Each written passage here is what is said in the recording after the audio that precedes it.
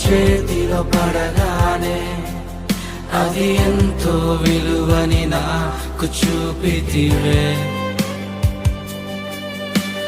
జీవమే లేని నాలోని జీవమును నింపుటకు నీ జీవితాన్నే తారబోసితివే.